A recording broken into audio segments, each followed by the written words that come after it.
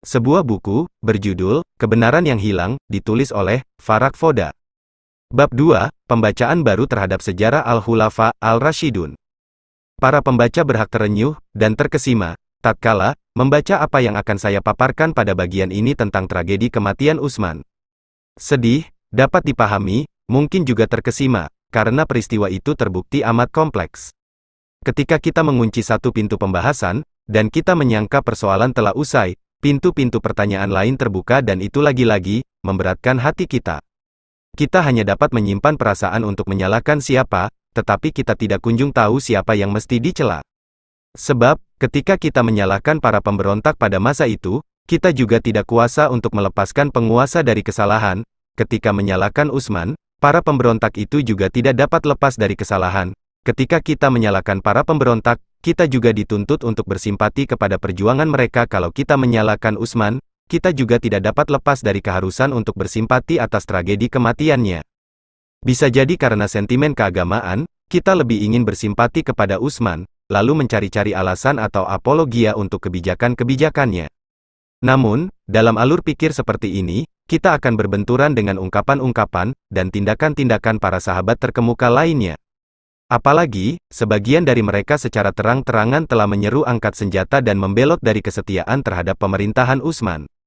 Kepada Ali, Abdurrahman bin Auf, misalnya menyerukan, kalau engkau berkenan, silakan angkat senjata, aku pun akan angkat senjata. Ia telah mengambil kembali apa yang telah ia berikan kepadaku. Lantas Auf berkata kepada para sahabatnya, dalam keadaan sakit, yang pada akhirnya menyebabkan kematiannya, bersegeralah kalian, sebelum kekuasaannya itu yang akan melindas kalian. Talha juga memprovokasi para pemberontak, sampai-sampai Ali tidak mempunyai pilihan lain kecuali membuka akses Baitul Mal, lalu membagi-bagikannya kepada mereka sampai terjadi pertengkaran karena itu. Tetapi, saat itu Utsman justru membenarkan tindakan Ali, dan benar saja, tidak perlu menunggu sampai berbulan-bulan lamanya, Utsman pun terbunuh. Anehnya, Talha kemudian justru tampil sebagai orang yang menuntut balas atas kematian Utsman dalam kelompok tentara Aisyah. Sampai ia sendiri pun mati terbunuh oleh tombak yang dilontarkan oleh Marwan bin Hakam, orang kepercayaan dan tangan kanan Utsman, sekaligus rekan Talha dalam barisan tentara yang menuntut balas atas terbunuhnya Utsman. Marwan menjadi khalifah kaum muslim 30 tahun setelah itu, tatkala ditombak itulah, Talha sadar bahwa itulah memang masa penghabisan hidupnya.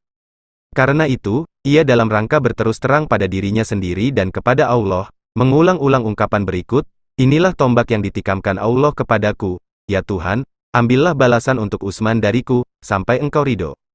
Ini ungkapan yang betul-betul jujur untuk menyingkap kebenaran hati kecil dan kemampuan untuk mengaku bersalah. Namun, dalam kasus seperti ini, Talha bukanlah pemula, melainkan juga mengikuti teladan para sahabatnya, sementara sosok-sosok seperti Ali, Al-Zubair, Ibnu Mas'ud, Ammar, dan lainnya, jauh lebih fleksibel dalam melakukan oposisi terhadap Utsman. Kadangkala mereka memang tampak keras, tetapi di lain waktu cukup lunak. Akibatnya, terjadilah apa yang terjadi, orang muslim dibunuh oleh pedang orang muslim sendiri. Namun implikasi dari kejadian-kejadian sejarah ini masih juga menyertai kita sampai saat ini. Para ahli fikih zaman sekarang, masih juga memperdebatkan apa yang tidak pernah dicita-citakan seseorang untuk didiskusikan. Yaitu, soal hukum legalitas membunuh orang-orang yang berkiblat sama, ahli al-kiblah, atau penyerangan seorang muslim terhadap muslim lainnya.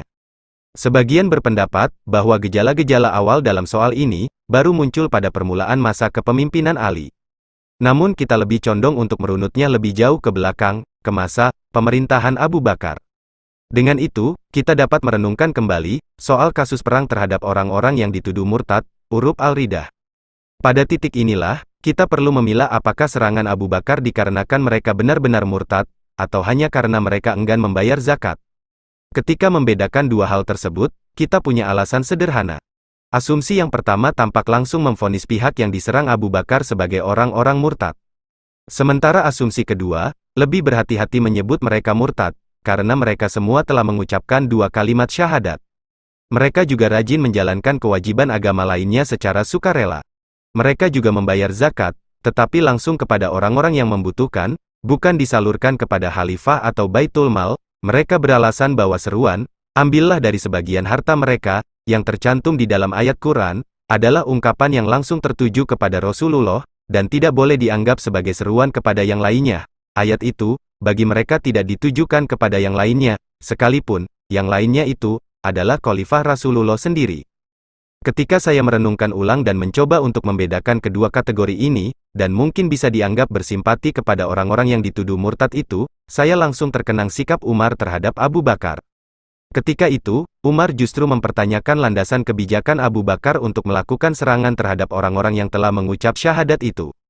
Inti jawaban Abu Bakar menyatakan bahwa mengucapkan syahadat itu ada konsekuensinya.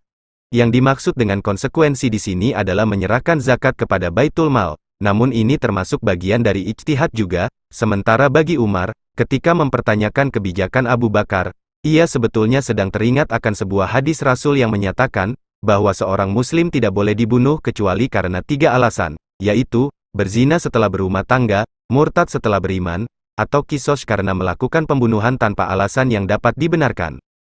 Dalam kasus ini, Umar seakan berpendapat, bahwa menafikan keimanan seseorang yang telah bersyahadat, mengerjakan sholat, berpuasa di bulan Ramadan, melaksanakan haji ketika mampu, dan menunaikan zakat langsung kepada yang membutuhkan tanpa perantara, adalah perkara yang tidak dapat menafikan keimanan seseorang. Dan di zaman sekarang, bisa jadi, kita pun, melakukan hal serupa. Kini kita boleh jadi telah melakukan hal-hal yang dilakukan oleh orang-orang yang dulunya dianggap murtad. Faktanya, kita memang menunaikan zakat langsung kepada orang-orang yang membutuhkan dan kita tidak menyerahkannya kepada Menteri Keuangan atau Kepala Negara. Kalau kita membenarkan Abu Bakar dalam keputusan menyerang mereka, itu sama artinya kita sedang membenarkan sebagian orang untuk menyerang kita karena tindakan keagamaan kita saat ini. Padahal mereka sama sekali tidak berhak mengingkari iman kita setelah kita mengucapkan 2 kalimat syahadat, dan kini, kita tidak perlu bersumpah di depan pemerintah bahwa kita adalah orang-orang yang menjalankan rukun agama dengan benar. Begitulah yang kita harapkan saat ini, sehingga kita tidak memberi peluang kepada orang lain untuk mengaku maksum selain Rasulullah. Lebih dari itu, kita juga berpandangan, bahwa ijtihad Abu Bakar tidak mengikat orang-orang setelahnya, jika tidak, maka semua khalifah sesudahnya pasti akan menempuh jalan yang sama dengannya. Namun faktanya mereka tidak menjadikan kebijakan Abu Bakar sebagai naskah kitab suci yang tertutup. Akan tetapi, yang penting ditekankan di sini ialah, kita sedang membicarakan topik ini dengan sudut pandang berbeda, bukan membahas soal benar atau salah suatu kebijakan. Ini pembahasan tentang politik kebijakan. Dalam konteks itu, kita juga bisa mengatakan bahwa andai saja Abu Bakar tidak mengambil tindakan-tindakan seperti itu, maka besar kemungkinan Islam tidak akan berkembang dalam bentuk negara yang berdaulat, utuh, mampu melakukan ekspansi ke berbagai kawasan, dan dapat mengembangkan akidah dan mengukuhkannya. Karena itu, harus dikatakan pula bahwa Abu Bakar telah melakukan sebuah bentuk ijtihad dalam pandangan politiknya, dan ia tidak diragukan lagi, bertindak benar dari sudut itu. Ia pun telah melakukan ijtihad dalam soal agama dalam pemaknaan zakat dan mungkin mendapatkan 2 pahala, walau bagi kita hanya 1 pahala. Dia mungkin membuktikan kepada orang lain bahwa politik tidak jarang bertentangan dengan kaidah-kaidah agama dan dasar-dasarnya. Sembari itu, ia juga ingin menunjukkan bahwa kebijakannya tidak lebih dari sebuah bentuk ijtihad, dan karena itu, tidak selayaknya bagi kita untuk berpandangan bahwa ijtihad Abu Bakar adalah salah satu pokok akidah dan pilar keimanan. Penting juga untuk mengingatkan sebuah hadis Nabi yang menyatakan bahwa Ammar bin Yasir akan terbunuh oleh sekelompok orang yang bengis. Ini adalah hadis sahih, karena semua, ketika itu mengingatnya tatkala Ammar terbunuh. Hadis ini dikumandangkan kembali baik oleh tentara Ali, maupun Muawiyah. Kedua bala tentara itu tidak kunjung reda emosi mereka, kecuali setelah Muawiyah menyatakan bahwa, orang-orang yang mengajaknya berperanglah, yang telah membunuhnya. Konon, ketika peristiwa itu terjadi, perkaranya memang cukup pelik, terutama tatkala ada keinginan untuk menentukan, siapakah kelompok bengis, sebagaimana yang dikatakan oleh Rasulullah dalam hadisnya. Dan kalau kita menerima hadis itu secara apa adanya, kita akan mengatakan, bahwa kelompok Muawiyah lah yang bengis. Tetapi kalau kita menggunakan ungkapan Muawiyah sebagai pisau analisis, kita justru akan berpandangan bahwa yang bengis justru sekelompok para sahabat yang dikenal saleh, yang telah membawa Ammar dalam kancah peperangan. Yang ingin ditunjukkan di sini adalah, betapa para sahabat yang terkemuka menggunakan kebebasan akalnya dalam berpendapat. Yang penting bagi kita di sini hanyalah untuk merangsang renungan ketika kita membandingkan antara satu masa dengan masa lainnya, kondisi tertentu dengan kondisi lainnya, dan pemikiran tertentu dengan pemikiran lainnya. Bagi kita, tidak perlulah melampaui ruang lingkup ijtihad dalam menafsirkan fakta-fakta sejarah, sekalipun kita tahu, Umar bin Khattab pun telah melakukan berbagai bentuk ijtihad untuk perkara yang jauh lebih penting dan lebih besar, dan itu bertentangan dengan semangat yang saat ini kita kenal dan anut, yaitu anggapan bahwa tidak ada ijtihad terhadap teks, atau tidak adanya ruang ijtihad dengan adanya teks. Yang perlu kita ingat, bentuk-bentuk ijtihad Umar itu justru tidak hanya terbatas dalam perkara menafsirkan atau mengoreksi, bahkan sampai pada pembatalan hukum yang telah ada. Boleh jadi, di sepanjang sejarah Islam, kita tidak menemukan tandingan Umar sebagai figur pemuka agama, sekaligus pemimpin negara, dan dalam hal keberaniannya melakukan ijtihad.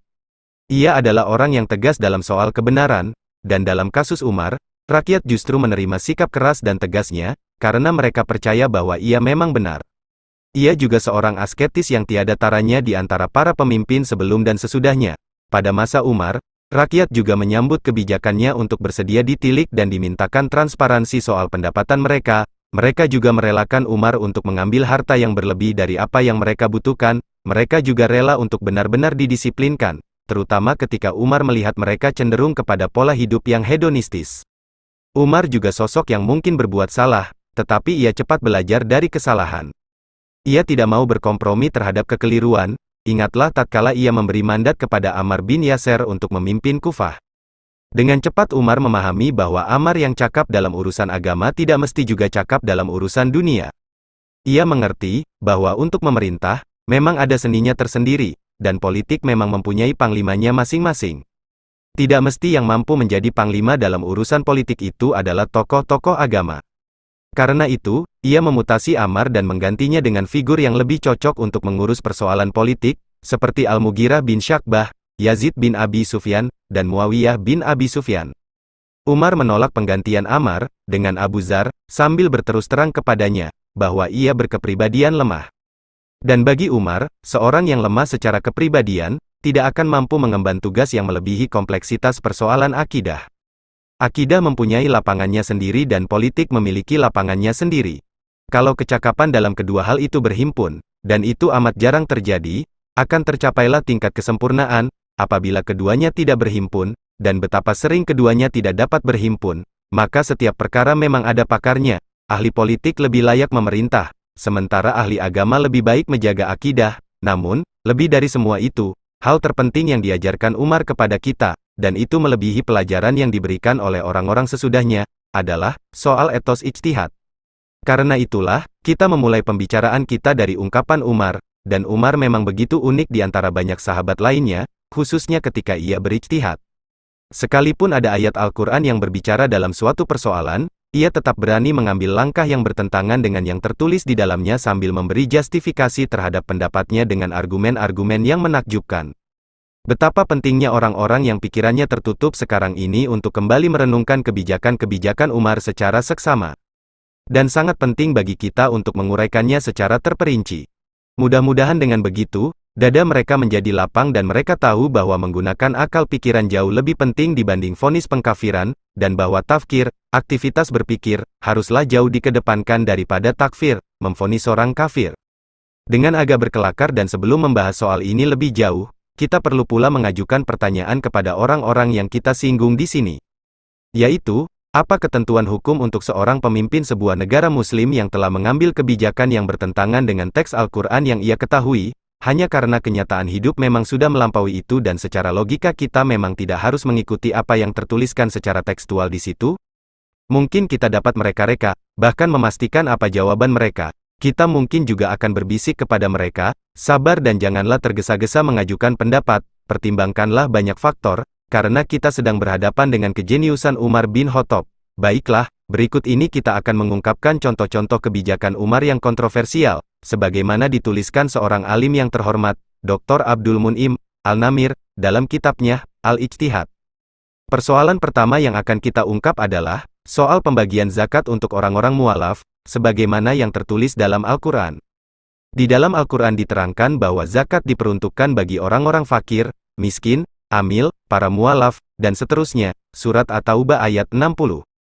Pada masa Nabi, beliau tetap memberikan jatah mereka, para mualaf itu, sekalipun mereka dapat disebut kafir atau tidak menganut Islam secara sahih dan jujur. Bahkan, mereka dikelompokkan ke dalam golongan orang-orang yang kurang berpendirian. Nabi memberikan jatah kepada mereka agar mereka lebih cenderung kepada Islam. Betapa banyak orang yang diperbudak oleh belas kasihan orang lain.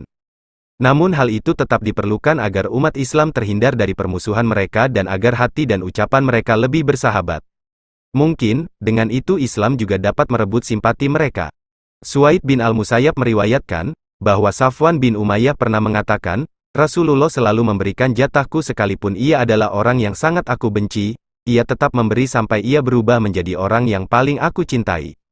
Pada masa pemerintahan Abu Bakar, ia tetap meneruskan langkah yang ditempuh Rasulullah, sampai datang kepadanya Uyainah ibn Hisn dan Al-Aqra ibn Abis. Keduanya lalu mengabarkan kepada Abu Bakar, di sekitar kami terdapat tanah kosong yang tidak berumput dan sama sekali tidak berguna. Apakah engkau bersedia memberikannya kepada kami? Abu Bakar lalu memberikan jatah tertentu untuk keduanya, dengan dasar bahwa keduanya dianggap mualaf. Ia juga menulis keterangan untuk mereka berdua, lengkap dengan saksinya. Saat itu Umar tidak berada di tempat, lalu Abu Bakar datang kepada Umar untuk memintanya menjadi saksi. Tetapi Umar justru menentang kebijakannya dengan keras. Ia lalu menghapus apa yang sudah tertulis, kedua orang itu lalu naik pitam dan mengumpat-umpat Umar.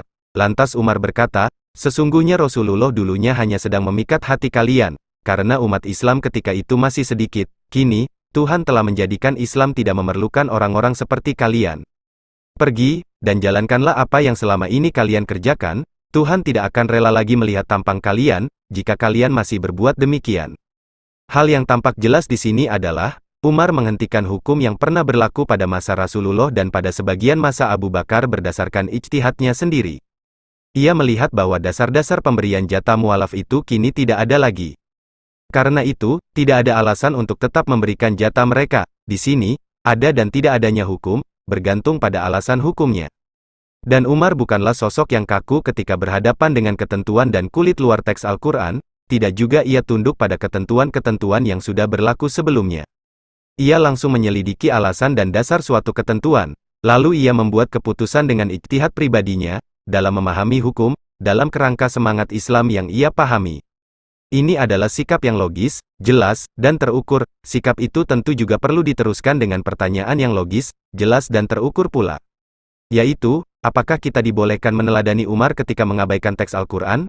Atau bolehkah kita berijtihad dengan adanya teks Al-Quran, sekalipun kita sampai pada ijtihad yang bertentangan dengan arti teks tersebut, karena perubahan alasan hukum, atau dasar-dasarnya? Ini pertanyaan yang pelik, tetapi sangat penting jawabannya. Konsekuensi-konsekuensi dari jawaban itu pun jauh lebih penting. Bukan penting bagi Islam sendiri, tetapi bagi kalbu-kalbu yang telah mengatup, dan akal yang telah tergembok, dan terkunci. Kita dapat membayangkan munculnya jawaban mereka-mereka yang mencari jalan selamat dan bersikap pelin-pelan dalam perkara ini. Mereka mungkin mengatakan, itu boleh saja terjadi, terutama ketika kasusnya setara dengan apa yang dulu terjadi, tanpa berpaling dari ketentuan agama dan ajaran yang jelas, seperti ketetapan udud di dalam Al-Quran. Dengan jawaban demikian, mungkin kita akan tetap berbesar hati. Kita berharap akan ada terobosan-terobosan baru dari mereka, walaupun kita sudah tahu apa yang mereka pikirkan sebelumnya. Tetapi, hal yang membuat kita lebih miris adalah sikap berkelit mereka dalam menyikapi berbagai bentuk ijtihad Umar terhadap teks-teks yang sudah pasti di dalam Al-Quran. Ini pantas kita katakan, sebab ketika mengungkapkan berbagai kebijakan Umar, kita seringkali menyaksikan orang-orang yang mengaku ahli fikih membuat fatwa yang bertentangan dengan semangat Umar. Mereka bahkan menuduh kita tidak membaca Umar secara tepat dan cermat dan hanya menghalalkan segala cara untuk sampai kepada tujuan kita. Contohnya adalah apa yang diungkapkan Ustadz Al-Hamzah Dabas dalam debatnya dengan seorang menteri Maroko. Debat itu dimuat majalah Al-Nur yang redaksinya dipimpin oleh Ustadz Al-Hamzah sendiri. Di situ Ustadz Al-Hamzah mencoba memancing sang menteri untuk menjawab alasan tidak diterapkannya sanksi udud sebagaimana yang tercantum dalam Al-Quran di Maroko.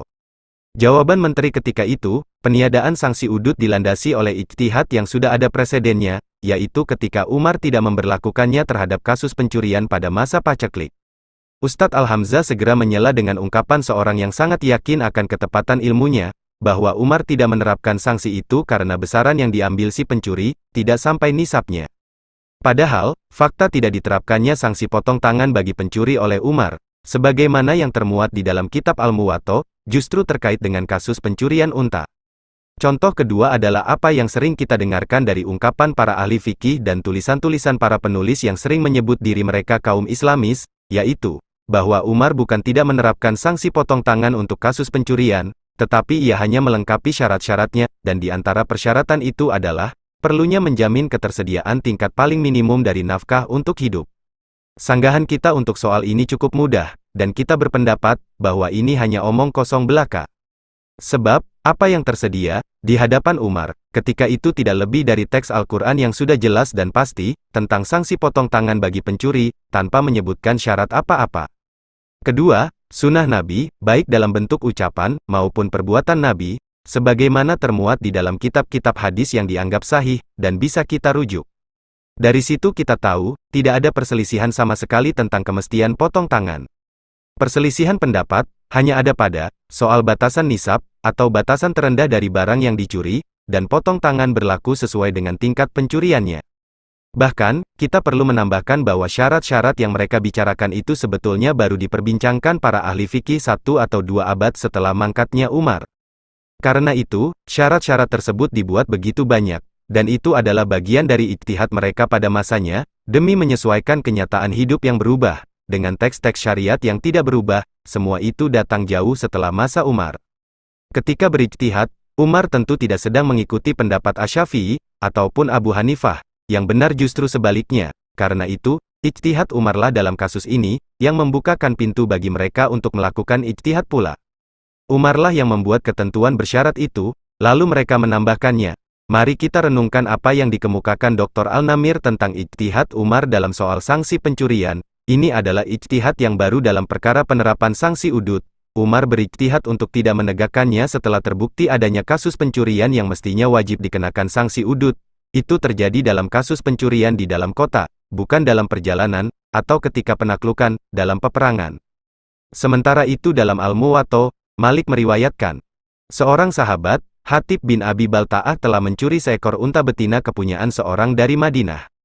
Umar lalu memerintahkan potong tangan bagi pelakunya.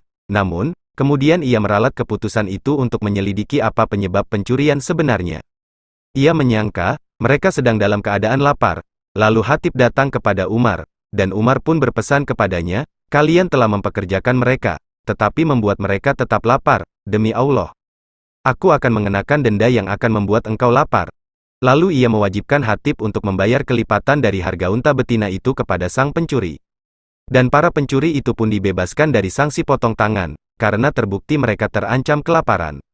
Artinya, tetap saja Umar tidak membatu ketika berhadapan dengan teks yang sudah jelas. Ia tetap berusaha menelisik apa yang ada di balik teks itu.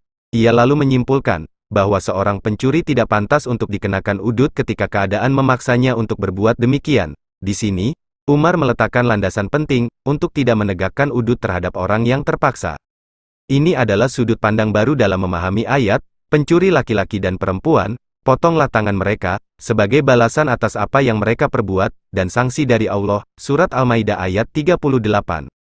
Dalam hal ini, Umar lebih memerhatikan argumen hukum atau ilat dari sanksi, dan kondisi yang melingkupinya, lalu ia mempertimbangkan keduanya, walau itu kemudian menyebabkan ia harus melakukan spesifikasi terhadap teks, dan meninggalkan ungkapan lahiriahnya, sebagaimana dikatakan almarhum Dr. Muhammad Yusuf Musa.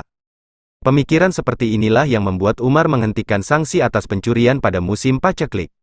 Ia juga pernah tidak menerapkan hudud bagi peminum minuman keras dengan ungkapan berikut, kalian berharap pemimpin kalian menegakkan hudud, sementara musuh sudah semakin dekat dan mereka siap sedia melumat kalian.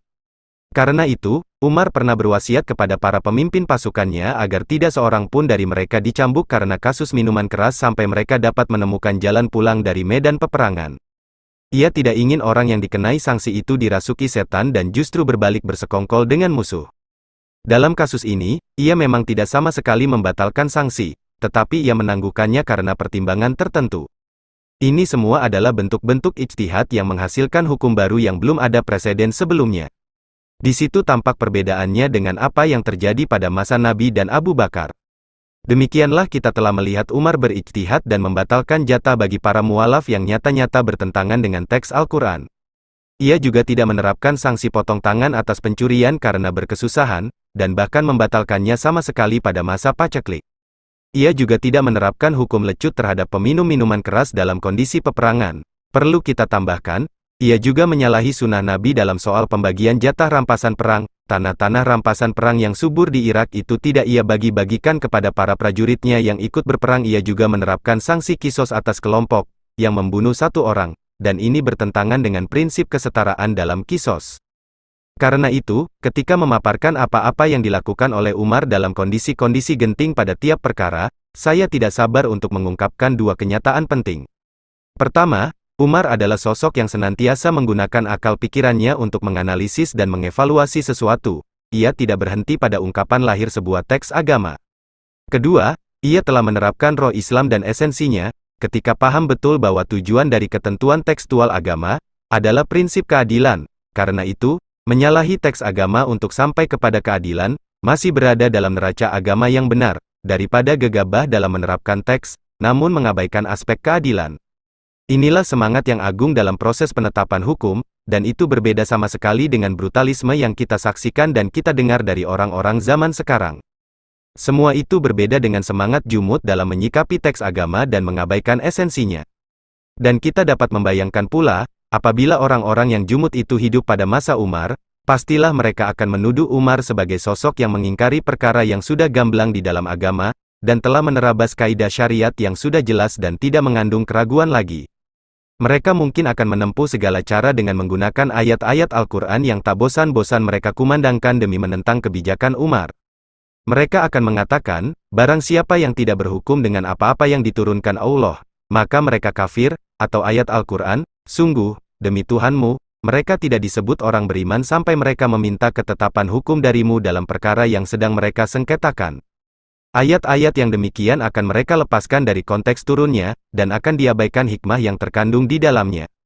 Boleh jadi, orang-orang seperti ini, berpandangan bahwa meneladani Umar mungkin saja dilakukan, bahwa pintu-pintu ijtihad yang telah dibukakannya untuk kita, sudah semakin lebar daripada apa yang kita sangka dan saksikan. Mereka mungkin memahami itu, tetapi mereka tetap mengingkarinya.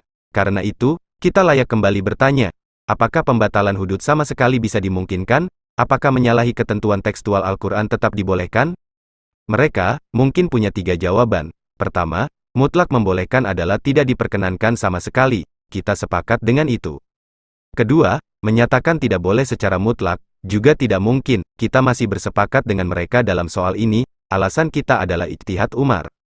Ketiga, membolehkannya dalam perkara-perkara tertentu, terutama untuk kondisi yang darurat, dengan sebab-sebab yang masuk akal dan jelas, serta tidak bertentangan dengan semangat tekstual agama dan argumen hukumnya.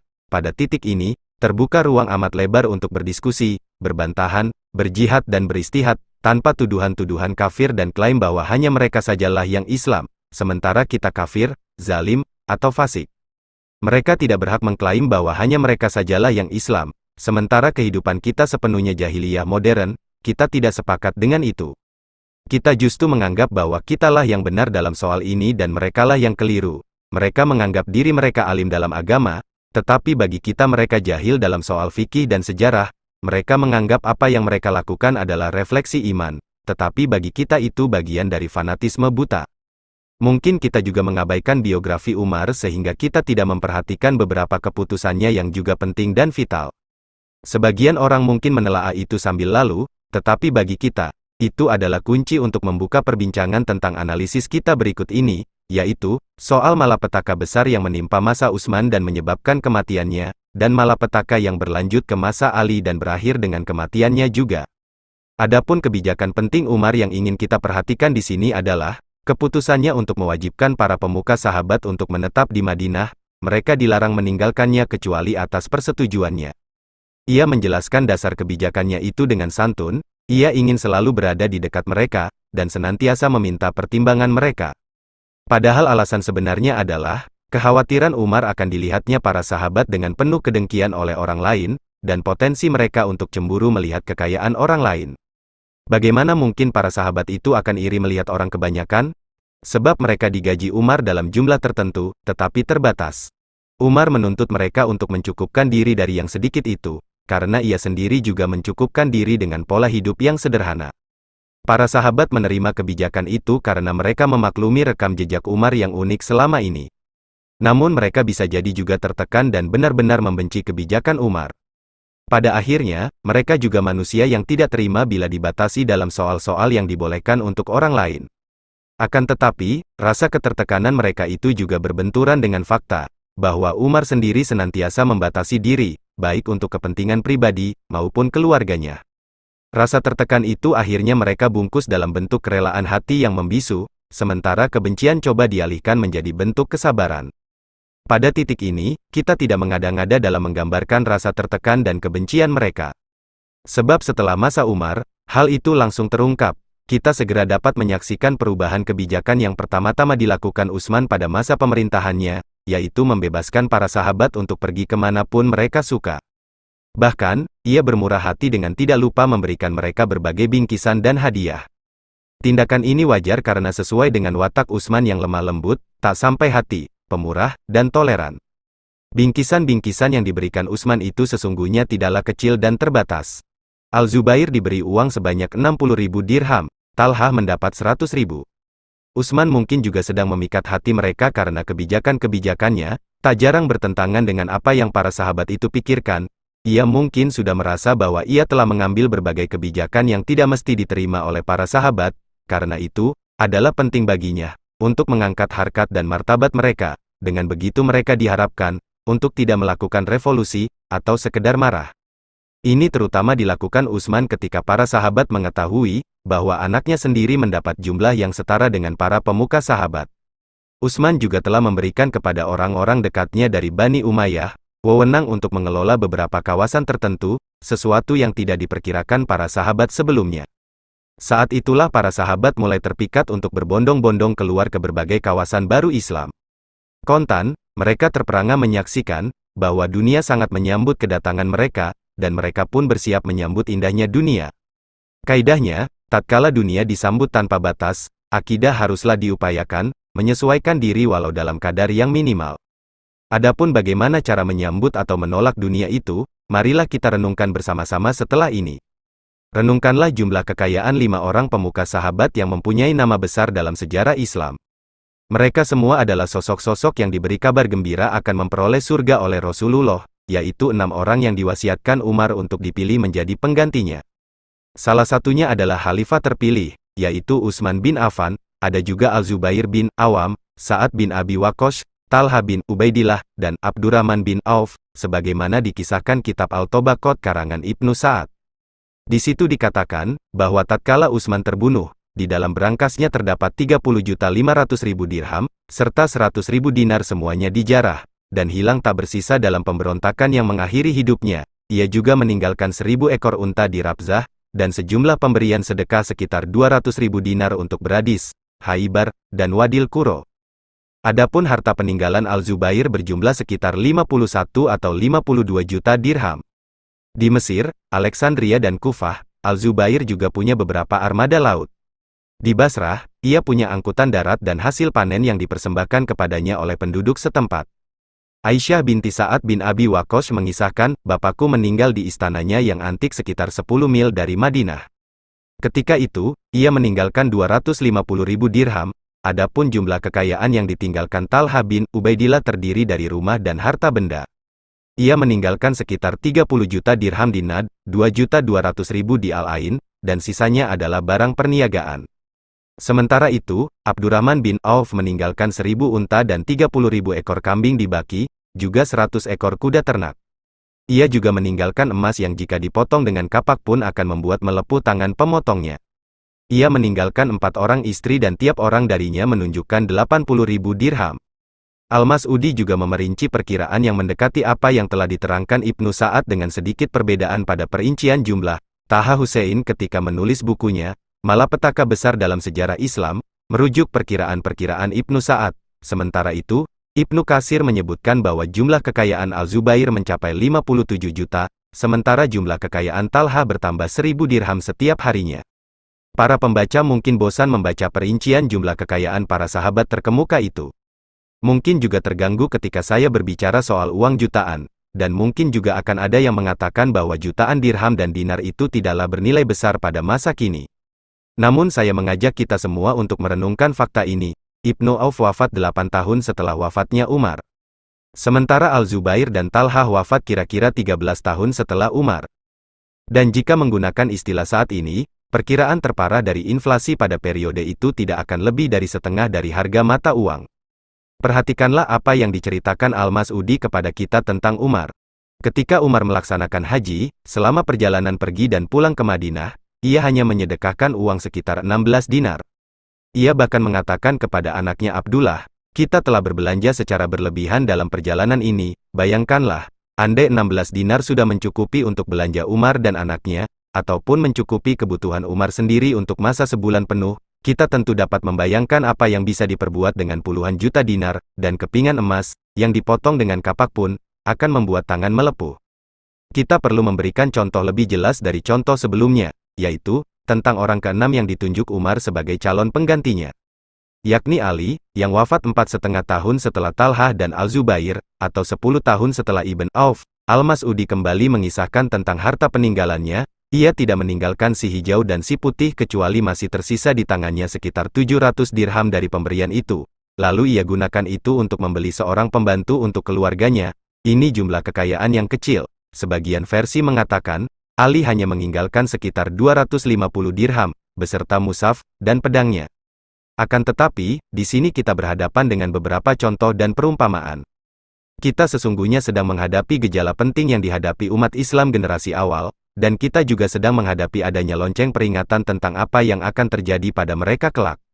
Fakta ini menunjukkan, bahwa agama dan negara tidak akan berhimpun kecuali dengan susah payah.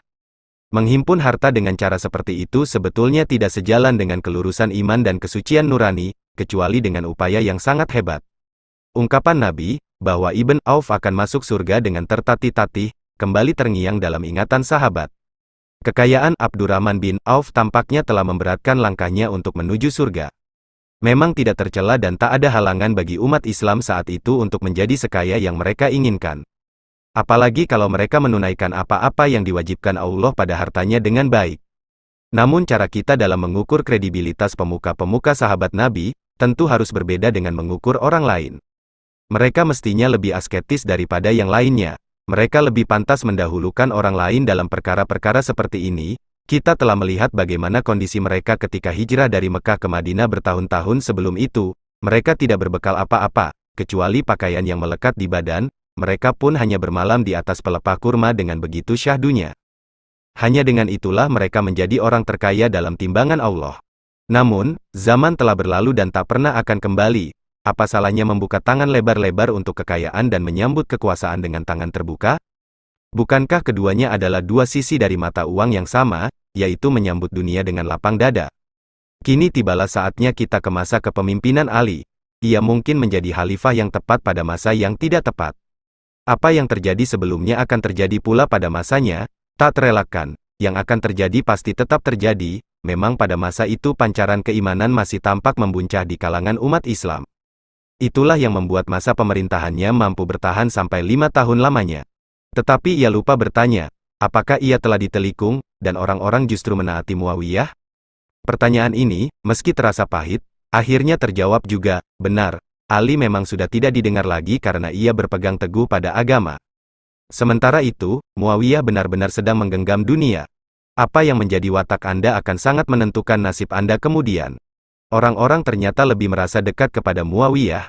Mereka benar-benar tidak sabar lagi mengikuti jejak Ali yang ingin kembali mendorong roda sejarah ke belakang, yaitu ke zaman yang dianggap bahagia sekaligus absah.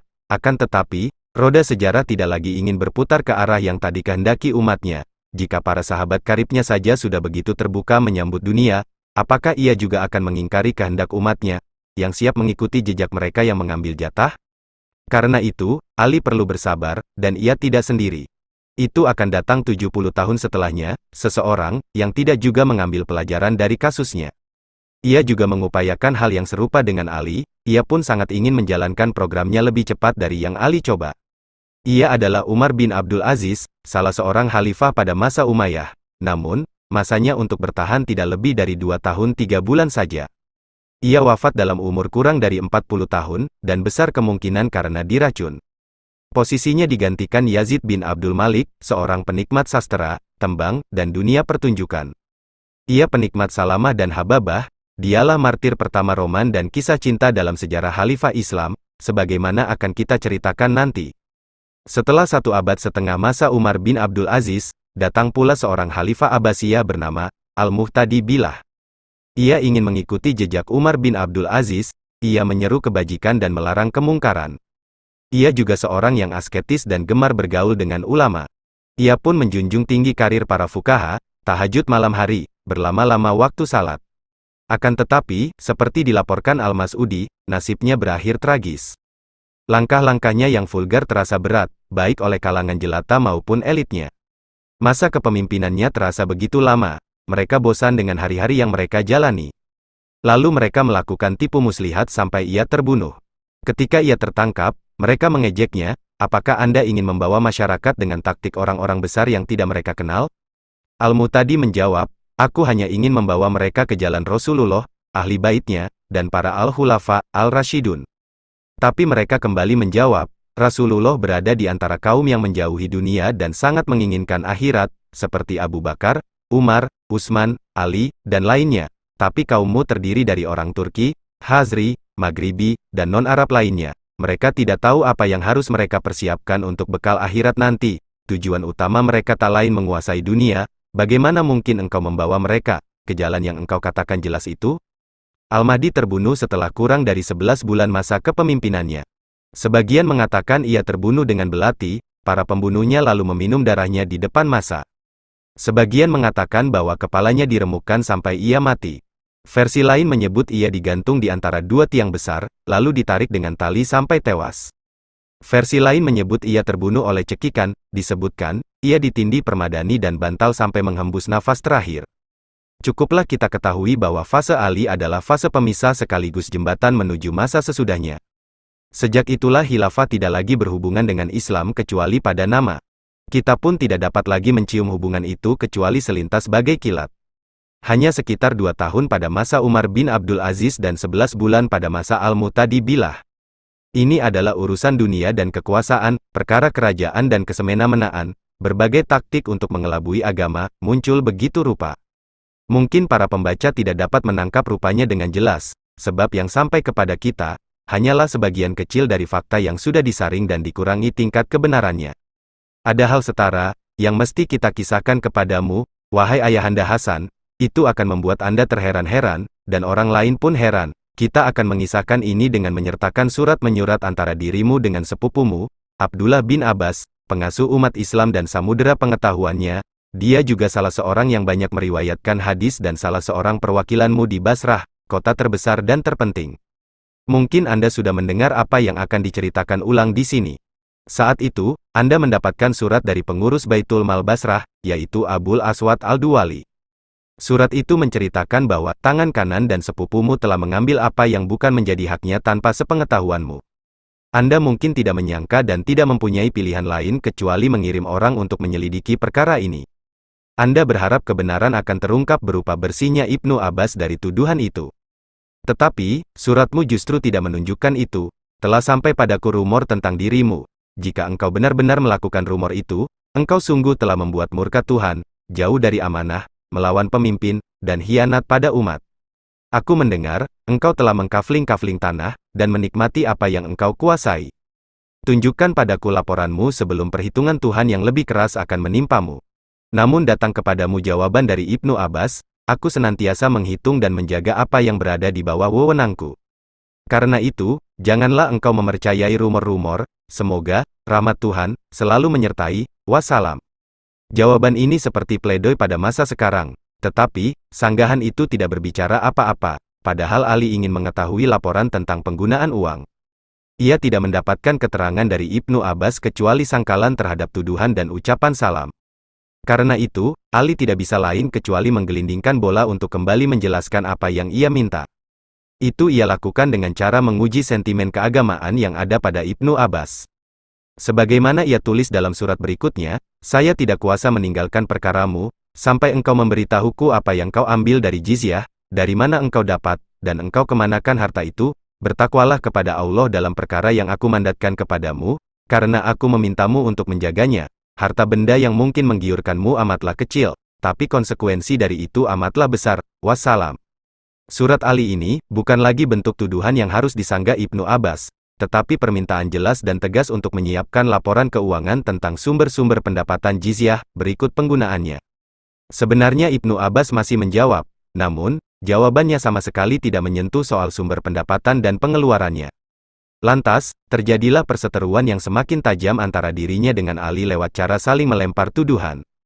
Ali menuduhnya telah menggelapkan keuangan negara, sementara Ibnu Abbas menuduh Ali telah menumpahkan banyak darah umat Islam demi merengkuh kekuasaan. Tuduhan berjawab tuduhan, namun, kesalahan Ali sebagaimana ia katakan dan selalu ia fatwakan, mungkin lebih besar di mata Tuhan daripada dosa Ibnu Abbas yang tidak menampik tuduhan Ali, apalagi meminta maaf. Bacalah surat Ibnu Abbas kepada Ali berikut ini, saya memahami mengapa Anda terlalu membesar-besarkan perkara kebun yang mendasari tuduhan Anda bahwa aku memperbudak para pekerja. Demi Tuhan, dilontarkan Tuhan segala yang ada di dalam perut bumi ini kepadaku lebih baik bagiku daripada aku harus menumpahkan darah umat hanya demi merebut kekuasaan dan kepemimpinan. Kirimkanlah kepadaku pengganti yang engkau sukai. Ini adalah bentuk pengunduran diri yang tidak masuk akal. Ketika membaca itu, Ali sangat marah. Apakah Ibnu Abbas tidak ikut menumpahkan darah? Katanya. Andai Ibnu Abbas hanya mengundurkan diri begitu saja, kita mungkin hanya akan mengetahui kisahnya sampai di situ saja. Kita pun akan menjustifikasi kemarahannya dengan tuduhan-tuduhan yang berat dan dianggap zalim olehnya itu. Kita akan anggap itu hanya sebagai upaya pelepasan rasa marah dan sentimen untuk memberontak. Karena itu, kita dapat pula mengatakan bahwa suratnya ditulis bukan dengan kepala dingin. Tetapi, setelah menulis surat seperti itu, ia justru melakukan sesuatu yang tidak terbayangkan oleh Ali sekalipun. Ia telah melakukan sesuatu yang tak terbayangkan oleh kita, tak terampuni oleh Allah, Ali, dan mungkin kita semua. Ibnu Abbas justru menghimpun semua apa yang tersisa dari Baitul Mal yang jumlahnya sekitar 6 juta dirham. Ia lalu mengumpulkan sanak keluarganya dan kalangan Bani Hilal di Basrah, lantas meminta mereka memberikan perlindungan sampai ia merasa aman. Penduduk Basrah mencoba untuk menggagalkan rencana Ibnu Abbas dan mengancam Bani Hilal. Mereka diyakinkan untuk meninggalkan harta benda itu untuk menghindarkan terjadinya pertumpahan darah. Tetapi, Ibnu Abbas berhasil melarikan diri dengan harta bendanya dengan selamat, terkawal, dan sentosa. Sampai ia tiba di kota Mekah, di sanalah ia berlindung dan melegakan diri. Ia lantas membeli 3 orang budak yang subur-subur untuk melahirkan, masing-masing dengan 3.000 dinar. Ini adalah skandal dan goncangan besar, tidak hanya bagi Ali, tetapi bagi kita juga, karena kita, selama ini banyak membaca tentang fikih, asketisme, dan ketaatan 3 orang Abdullah, yaitu Abdullah ibnu Abbas, Abdullah ibnu Umar, dan Abdullah ibnu Ja'far ibnu Abi Tholib. Kita hanya mengatakan kepada Ali, engkau benar jika apa yang engkau katakan benar, dan itu benar-benar terjadi. Tetapi, kita perlu pula bertanya kepadanya yang hidup semasa dengan Rasulullah, para khalifah dan para sahabat, apakah menguasai harta umat Islam halal bagi seorang muslim? Sebetulnya pertanyaan ini tidak pantas kita ajukan, karena kita tidak hidup semasa dengan mereka. Tentu saja, jawabannya haram. Jika dalam standar kita saja itu haram, tentu lebih haram lagi untuk standar mereka. Sebab mereka mengetahui soal agama lebih banyak daripada kita, dan mereka lebih dapat menangkap semangat dan roh agama Islam daripada kita. Mereka adalah para pemimpin dan mercusuar tempat kita mencari pedoman. Akan tetapi, bila mana para panutan itu telah mengalami dekadensi, dari mana lagi datangnya kebajikan bagi kita? Kalau mercusuar tidak lagi menunjukkan cahaya, kemana kita mencari panduan? Perhatikanlah surat Ali kepada Ibnu Abbas setelah ia menetap di Mekah bersama budak-budak dan harta dari Basrah. Demikian Ali menulis, aku telah menyertakan engkau dalam menjalankan amanat. Tidak ada di jajaran keluargaku, orang yang kuanggap lebih dapat dipercaya daripadamu, untuk menemani dan menyertaiku serta membantuku menjalankan amanat. Akan tetapi, waktu telah menunjukkan bahwa sepupuku pun telah kalap, musuh telah merusaknya, dan kepercayaan orang terhadapnya telah sirna. Umat telah terperdaya, aku langsung memalingkan diri darinya. Aku menjauhkannya seperti orang asing, aku hinakan dirinya seperti jajaran orang yang hina dina. Aku anggap ia hianat, sebagaimana pengkhianat lainnya. Tidak kepada sepupuku aku dapat bergantung, tidak pula ada amanat yang dapat ia jalankan. Seakan-akan Tuhan tidak menginginkannya untuk berjihad. Atau seolah, ia tidak mengetahui kehendak-kehendak Tuhan. Seakan-akan engkau telah memperdaya umat Muhammad dengan giyuran dunia, atau engkau mencari penghormatan mereka dengan cara menyuap mereka. Ketika aku menginginkanmu untuk lebih memerhatikan gairah agama, segera engkau sambut aku dengan permusuhan, engkau melompat terlalu jauh dalam menggunakan kesempatan. Subhanallah, apakah engkau beriman dengan hari akhirat dan tidak takut akan hari perhitungan? Tidakkah engkau sadar bahwa engkau telah memakan sesuatu yang haram dan meminum dari sesuatu yang haram? Apakah bukan perkara besar bagimu menggelapkan harta anak yatim, janda-janda, dan para pejuang, yang dititipkan Tuhan untuk engkau nikmati bersama para perempuan dan menikahi banyak perempuan? Bertakwalah kepada Allah dan kembalikan harta benda mereka. Jika itu tidak engkau lakukan, aku akan tetap menuntut hak darimu. Aku akan senantiasa menekan orang-orang yang zalim dan aku senantiasa bersimpati kepada yang tertindas. Wassalam. Ini sebetulnya surat yang layak membuat Ibnu Abbas menitikkan air mata. Andai surat itu disambut Ibnu Abbas dengan hati penuh iman, maka Ibnu Abbas mestinya bertafakur dan bertobat. Tetapi, ia masih menjawab dengan nada meremehkan Ali, lewat 2 baris kalimat saja. Suratmu yang membesar-besarkan kasus harta Basroh telah sampai kepadaku. Sumpah, hak yang mesti aku dapat dari Baitul Mal mestinya jauh lebih besar daripada apa yang kuambil. Kini jawaban itu datang begitu enteng. Yak, ia memang mengambil, tetapi itu sudah menjadi haknya. Bahkan, hak yang seharusnya ia ambil jauh lebih besar daripada yang telah diambil. Hak apa, dan atas dasar apa ia dibenarkan? Apakah Ibnu Abbas berhak atas Baitul Mal melebihi umat Islam lainnya? Inilah yang dipertanyakan Ali dalam surat selanjutnya, sebuah tanggapan yang mengena dan menyedihkan. Akan tetapi, saya tidak ingin membuat para pembaca ikut berduka. Lebih baik saya pindah ke jawaban kilat Ibnu Abbas. Di sini ia berdiskusi lebih baik, mengakhiri perjalanan perkara ini, dan menutup perbincangan tentang agama dan akidah. Ia tidak lupa mengancam dengan penguasa dunia dan senjata, dengan panglimanya yang sebenarnya, yaitu Muawiyah. Ibnu Abbas menulis, kalau engkau tidak juga menjauhkan aku dari hayalan-hayalanmu, aku akan menyerahkan harta ini kepada Muawiyah untuk digunakan berperang melawanmu. Lihatlah, nasihat Ali dianggap hayalan dan mitos belaka, kita akhirnya dibuat berada dalam kebingungan.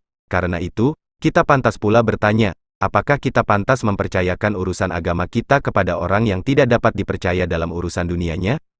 Tidak mengapa kita meninggalkan dulu Ali dalam kegundahannya. Ia berpendapat, sebagaimana yang sering ia katakan, bahwa kepercayaan orang telah sirna, dan umat telah terperdaya. Sepupunya pun telah berpaling darinya. Ia lebih memilih hidup layak di Mekah dengan harta umat Islam, daripada memperjuangkan akidah agama di Basroh. Dan tidak perlu waktu lama setelah peristiwa itu, Ali pun tewas terbunuh. Kita pun langsung menyaksikan Ibnu Abbas menjadi tamu kehormatan Muawiyah di tempat ia berkuasa di Damaskus.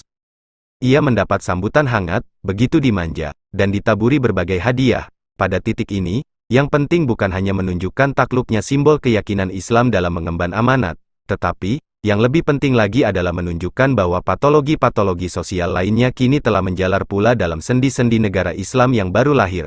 Kita tinggalkan dulu perbincangan tentang simbol-simbol akidah dan agama kita. Kita masuki saja perbincangan tentang dunia dan politiknya. Di sini kita mendapatkan bahwa kekuasaan apapun di dalam sejarah, haruslah mempunyai simbol kewibawaannya, dan kewibawaan itu biasanya merupakan hasil dari interaksi antara pemimpin dengan yang dipimpin. Ini sangat penting, bukan saja bagi seorang pemimpin, tetapi untuk memperkuat sendi-sendi, keberlangsungan, dan stabilitas sebuah negara. Tidak kita ragukan lagi bahwa kebijakan Abu Bakar dalam memerangi disintegrasi karena kasus kaum murtad telah menjaga kewibawaan itu dan mengukuhkannya di mata umat. Umar, dengan ketegasan dan keadilannya, telah melambungkan wibawa negara ke tingkat yang tertinggi. Akan tetapi, bahwa di masa Utsman, kewibawaan itu telah tergerogoti sedikit demi sedikit, sampai nyaris tak tersisa. Sampai-sampai pedang Utsman pun pernah direbut dan dipatahkan menjadi 2 di depannya. Bahkan, ia dilempari batu ketika sedang berpidato di atas mimbar hingga terluka. Utsman juga pernah dikepung dan diputus aksesnya kepada air. Kewibawaan negara itu baru pulih kembali dengan tampilnya seorang penguasa dunia, seniman politik kekuasaan seperti Muawiyah.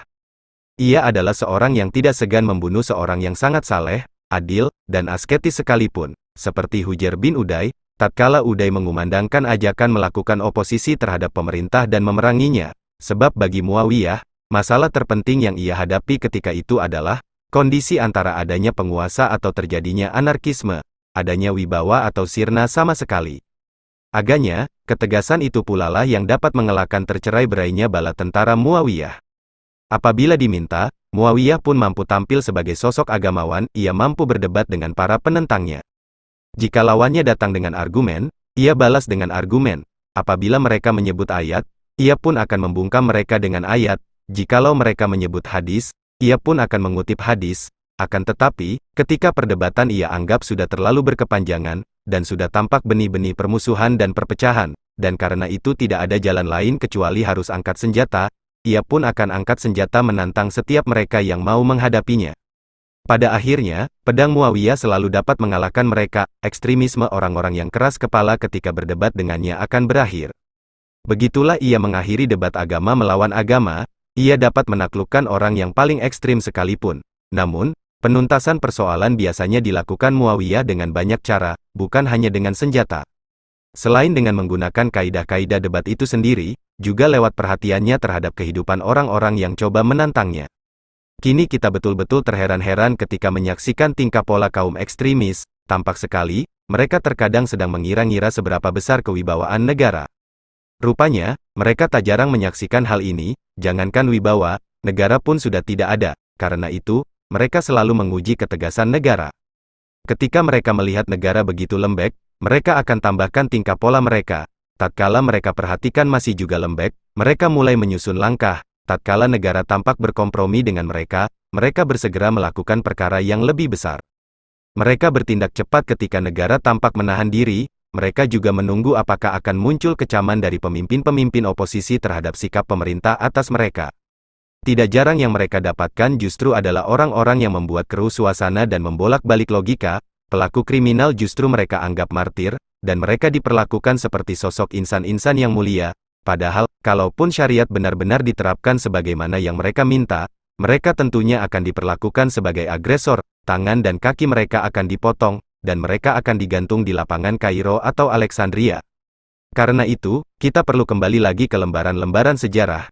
Kita telah berbicara tentang Utsman dan Ali. Kita juga menyimpulkan bahwa sistem khilafah setelah mereka berdua mangkat, benar-benar telah putus hubungan dengan Islam. Sistem kekuasaan tidak ada kaitannya lagi dengan Islam kecuali dalam masa yang singkat, yaitu ketika Umar bin Abdul Aziz dan Al-Mu'tadi Billah memimpin.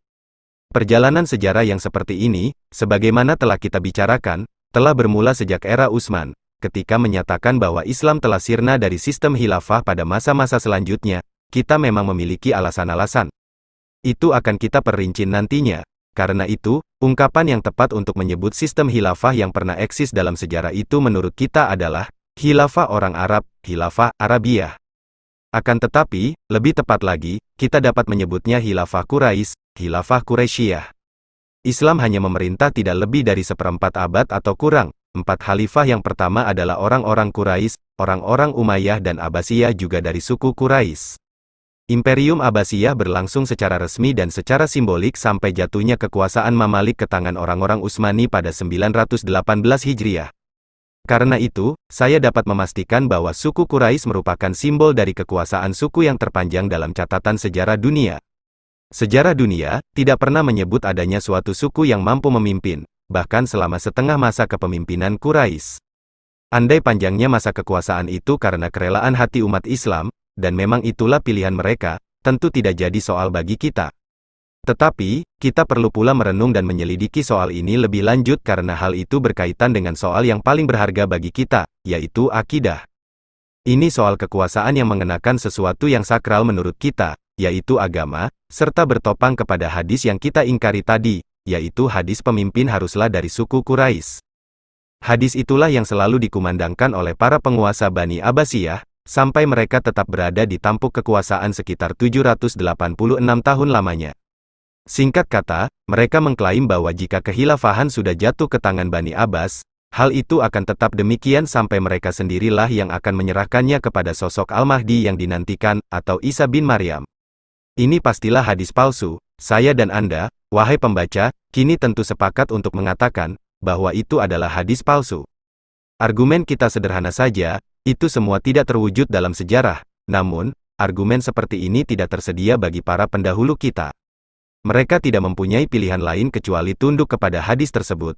Jika tidak begitu, mereka akan dituduh para fuqaha pada zamannya telah mengingkari agama dan membengkokkan akidah. Cukuplah bagi kita untuk menunjukkan fakta bahwa kitab-kitab hadis rujukan, baik hadis Bukhari Muslim, Ibnu Hambal, Ad-Darimi dan Ibnu Daud, semua sepakat dengan adanya hadis itu dengan redaksi yang berbeda-beda. Intinya, para pemimpin umat mestilah dari suku Quraisy, Al-Imah, min Quraisy. Kini, kalaupun seluruh dunia beserta isinya sepakat menyatakan bahwa hadis ini sahih, kita dengan enteng dapat menyanggahnya. Karena Islam yang lapang dada, yang menyetarakan antara orang Arab dan non-Arab, tak akan pernah mengutamakan suatu suku atas suku lainnya hanya karena ia berasal dari suku Quraisy. Dengarlah apa yang diungkapkan Umar menjelang wafatnya, andai Salim budaknya Abi Huzaifah masih hidup, dialah yang akan aku tunjuk menjadi khalifah. Salim bukanlah orang Quraisy, dan Umar bukan pula orang yang tidak tahu akan hadis sepenting itu, kalau memang hadis itu ada. Demikianlah nenek moyang kita tunduk taat kepada para khalifah, baik kalangan cerdik cendekianya maupun kalangan awamnya. Mereka semua takut dianggap tidak tunduk taat dan keluar dari kesatuan umat. Alangkah malangnya Islam yang agung ini, ia datang untuk menyetarakan umat manusia, tetapi ia justru dimanipulasi oleh umatnya sendiri dengan kebohongan-kebohongan, sehingga seakan-akan ia menjadi agama yang rasialis. Karena itu, ada baiknya bila para pendukung konsep khilafah di zaman modern ini, menunjukkan kepada kita, bagaimana cara menentukan nasab kita yang tepat, karena siapa tahu, kita adalah orang-orang Quraisy tanpa sengaja. Dengan modal itu, kita dapat pula berkecimpung di dunia politik, mengincar kekuasaan, dan mencampakkan akal pikiran. Dari pembahasan tentang masa Al-Khulafa Al-Rashidun, sampailah kita pada kesimpulan-kesimpulan berikut. Kesimpulan pertama, orang-orang yang berpikiran bahwa kita mungkin saja dapat mengembalikan fotokopi masa Al-Khulafa Al-Rashidun ke dunia modern, sebetulnya sedang mengumbar omong kosong. Mereka akan mengajak kita dan diri mereka sendiri kepada hasil yang tragis. Tidak semua yang mungkin pada masa sahabat, mungkin pula pada masa kini. Masyarakat dewasa ini bukanlah masyarakat masa lampau. Rasulullah pun tahu akan hal itu, karena itu, ia tidak segan-segan mengadopsi sejumlah adat istiadat masyarakatnya seperti pola berpakaian dan pengobatan. Ini adalah lapangan yang kita tidak dianjurkan untuk mencontohnya apalagi menganggapnya sebagai sunnah yang wajib dituruti. Rasulullah tidak datang dengan pakaian baru, tetapi tetap memakai baju era jahiliyah, bahkan pakaian non-Arab ketika ia diberi hadiah. Karena itu, pola berpakaian Nabi bukanlah sunnah yang perlu dituruti dan diteladani. Soal pakaian ini juga sama dengan soal pengobatan, karena itu, logika fotokopi dalam soal ini tidak perlu berlaku. Apalagi kalau itu malah menimbulkan hasil yang tragis, begitu juga dengan soal legalitas kekerasan fisik. Kini, kita mungkin sepakat bahwa penyiksaan badan atau mental demi mendapatkan pengakuan dari tersangka dalam melakukan penyelidikan suatu perkara adalah sesuatu yang tidak disukai agama. Itu bertentangan dengan esensi keadilan dan kerahmatan Islam. Begitulah persepsi baru yang diterima semangat zaman yang coba kita cocokkan dengan esensi agama. Ini masuk akal, dapat diterima, dan benar. Namun, bagaimana dengan tafsiran ala fotokopi dalam memahami soal ini? Saya akan berikan dua contoh kasus. Kasus pertama, menyangkut peristiwa desas-desus tentang perselingkuhan Aisyah istri Nabi, yang sangat terkenal dalam sejarah Islam. Ketika orang-orang menuduh Aisyah berbuat serong, Nabi mendatangkan Ali untuk meminta pendapatnya. Ketika itu Ali berkata, perempuan sungguh banyak, dan engkau tentu tak kesulitan mencari penggantinya. Tanyalah budak bernama Barirah, maka ia akan meyakinkanmu. Lalu Rasulullah meminta penjelasan Barirah. Namun, ia menyangkal semua desas-desus itu. Lalu Ali pun memukulnya dengan keras sambil berkata, yakinkan Rasulullah akan kebenaran gosip itu. Ia menjawab, demi Tuhan, aku tidak tahu apa-apa tentang Aisyah kecuali hal yang baik-baik. Pada kasus ini, kita menemukan kasus kekerasan fisik yang dilakukan Ali terhadap seorang budak untuk mendapat pengakuan yang ia kehendaki. Ketika itu, Rasulullah tidak menolak tindakan Ali. Karena itu, tafsiran menyatakan bahwa melakukan kekerasan fisik untuk mendapatkan pengakuan seorang tersangka dalam suatu perkara, adalah bagian dari sunnah Nabi. Dengan tafsir seperti ini, isu penyiksaan fisik terhadap anggota jamaah Islamiyah di berbagai penjara di Sudan demi memperoleh pengakuan, dapat dianggap legal, sesuai syariat, bahkan baik, karena mengikuti paham salaf. Akan tetapi, sudut pandang lain yang lebih luas dan sesuai dengan semangat Islam justru menolak penyiksaan fisik. Pandangan kedua ini menyatakan, bahwa sekalipun itu dapat diterima pada masa Rasulullah, hal itu tidak perlu lagi berlaku pada masa selanjutnya. Ketika peradaban manusia sudah menambahkan banyak kemajuan berarti tentang paham hak asasi manusia, serta telah pula menolak apa yang dulu dianggap wajar, kita sudah semestinya menerima paham ini dengan landasan Islam kita. Kita tidak sepantasnya menolak hanya untuk berteladan dengan masa yang bukan masa kita. Di sini perlu ditegaskan, bahwa Islam tidak bertentangan dengan semangat modern, dalam tiap apapun yang lebih manusiawi, lebih toleran, dan lebih adil. Kesimpulan kedua, setelah wafatnya Ali oleh Tikaman Abdurrahman bin Muljam, Abdullah bin Ja'far memanggil Ibnu Muljam, lalu tangan dan kakinya dipenggal, dan matanya dicungkil. Lalu ia diminta mengeluarkan lidahnya untuk dipotong. Ibnu Muljam melolong karena itu. Lalu Ibnu Ja'far bertanya, kami memotong tangan dan kakimu, serta mencungkil matamu, tetapi engkau tidak melolong. Mengapa engkau kini melolong? Ibnu Muljam menjawab, aku melolong bukan karena takut akan kematian, tapi aku melolong justru karena takut hidup di dunia ini tanpa dapat lagi menyebut nama Allah. Lalu lidahnya dipotong, dan ia pun tewas. Riwayat Ibnu Sa'ad menambahkan, bahwa mayatnya dibakar setelah itu. Ibnu Katsir pun menyebutkan hal serupa tanpa menyebut versi mana yang tersahih. Al-Tabarri dan Ibnu Atsir hanya menyebut soal pembakaran setelah ia mati. Kisah di atas menurut kita, sama sekali tidak menunjukkan semangat Islam dan keluhuran ajarannya, kendati pun kisahnya hanya sebatas pembakaran mayat setelah Ibnu Muljam dikisos. Rasulullah pun pernah melarang melakukan cara-cara balas dendam yang setimpal walau terhadap anjing gila. Dalam riwayat Ibnu Atsir disebutkan, sebelum wafatnya, Ali pun melarang pembalasan yang setimpal terhadap pembunuhnya. Namun, bagi kita kisah ini merefleksikan semangat dan mentalitas zaman yang dipenuhi iklim kekerasan. Karena itu, masuk akal terjadi apa yang dilakukan Abdullah bin Ja'far tanpa adanya penolakan. Bahkan, khalayak yang menyaksikan ketika itu pun menyempurnakan tontonan mereka dengan upacara pembakaran. Sementara itu, kemajuan peradaban saat ini telah menambahkan ke dalam mentalitas kita rasa empati terhadap penderitaan orang lain, dan sulitnya memaklumi tata cara peradaban kuno itu dalam memperlakukan manusia. Bahkan, kini kita sulit membayangkan bagaimana para penonton pemotongan tangan dan kaki serta pencungkilan mata seperti itu, mampu bertahan menyaksikan pertunjukan.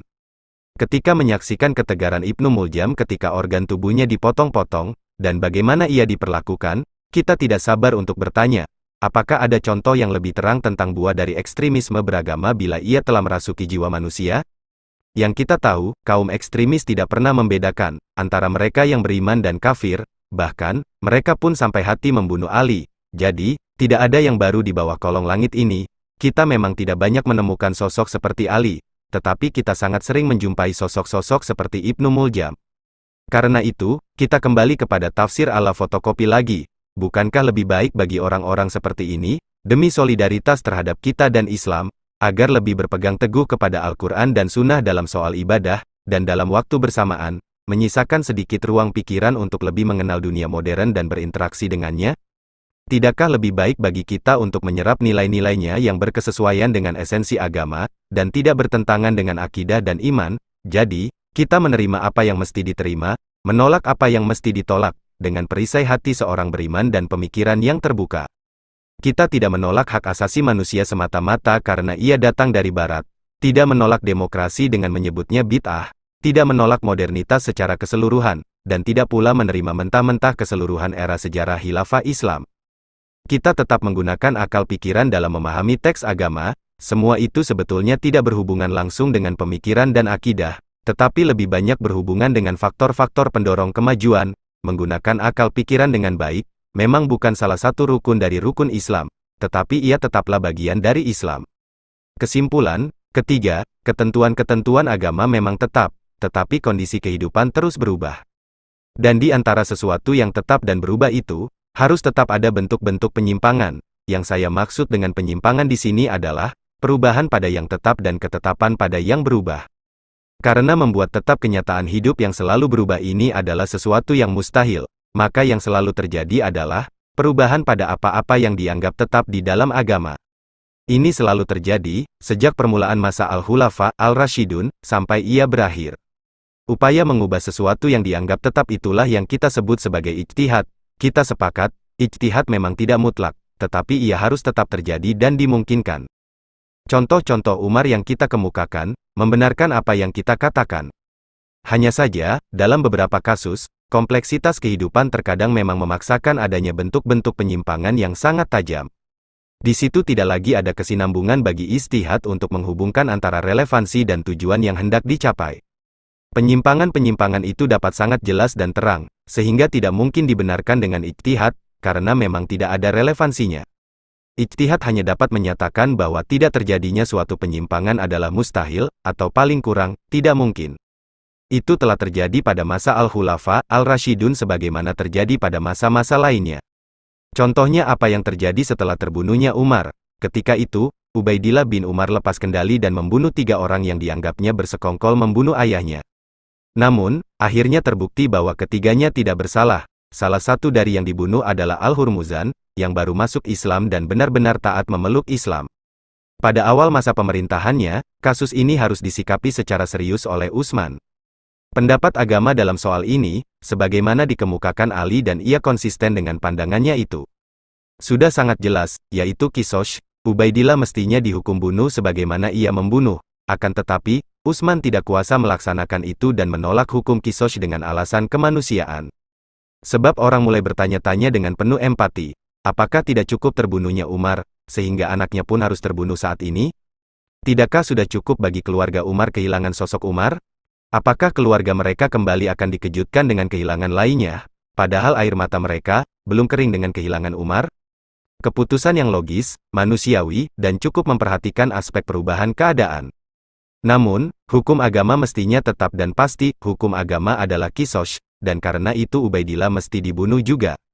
Konon, Amr bin As mengeluarkan fatwa yang amat brilian dan jenius, ketika dimintakan saran oleh Utsman untuk mengeluarkannya dari dilema. Amr bin As bertanya kepada Utsman, apakah pembunuhan atas Al-Hurmuzan itu sepengetahuan Umar? Tentu tidak, karena ia sendiri telah tiada, jawab Utsman. Apakah sepengetahuanmu? Lanjut Amr bin As, tidak, itu bukan atas perintahku, jawab Utsman. Kalau begitu, biarlah perkara ini dikembalikan saja kepada Allah, pungkas Amr bin As.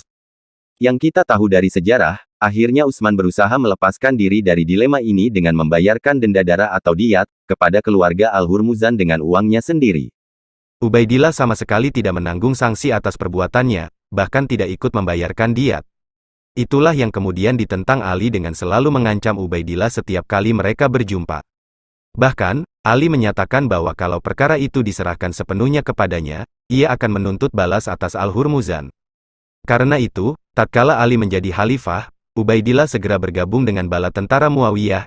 Ia ikut berperang melawan Ali sampai ia terbunuh di dalam perang Siffin.